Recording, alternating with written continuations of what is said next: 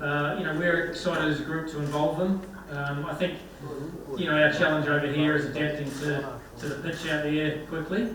And regardless of what's thrown at us, we've got to make sure we've got a team ready to challenge Bangladesh in their own conditions. So, our last two one-day series have been exceptional.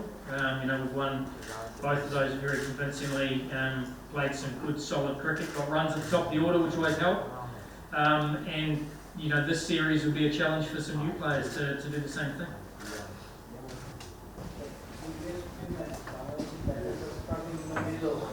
Do you feel your speed has pull it off and make Bangladesh better, more uncomfortable? Well, I think I'm coming to conditions. I think there's a lot more grass on that square than I've seen in the past year. So it depends how that plays and whether it'll be more seam through the middle and spin. We certainly think we've got some good enough spinners through the middle. If there's anything on offer that we can squeeze, and we can certainly create some wicket-taking opportunities, but that'll be very much pitch dependent.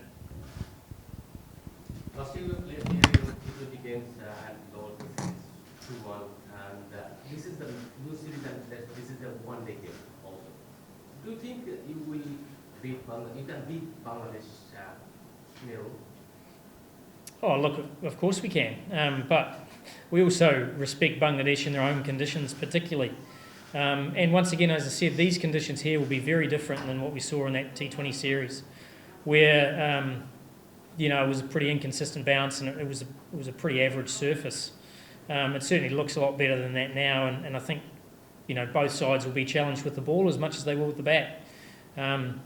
Bangladesh, have been playing a lot more 50-over cricket in recent times, so we know we're going to have to, make that adjustment really quickly to the longer format. Last time you were here, you criticized the wicket. You said you haven't seen this sort of wicket in international matches, or you haven't played in this sort of wicket. Are you expecting some better wicket this time? Without doubt, yeah. I mean, it certainly looks far better pitch and better coverage than it has been. I mean, I think, unfortunately, the pitch here, hasn't been great for a while.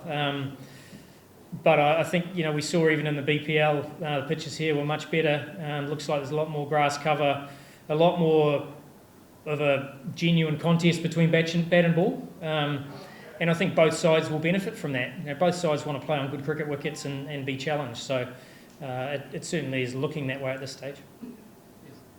Coach, you're showing respect to Bangladesh team, and you were telling that there will be much more pressure or challenges in this condition. But you took 6 debutants in this squad, and what's the reason behind this, and any specific reason to drop Babar Azam?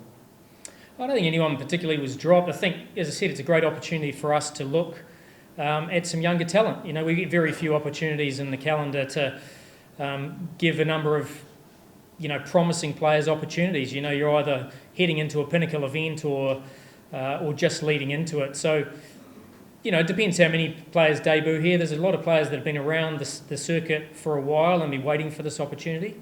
Someone like Sabzada Farhan has obviously forced his case through how well he's done in the T20 World Cup, but he's also done very well domestically when he's been able to play 50-over cricket as well. So, Shamal Hussain is an exciting talent, highest run scorer in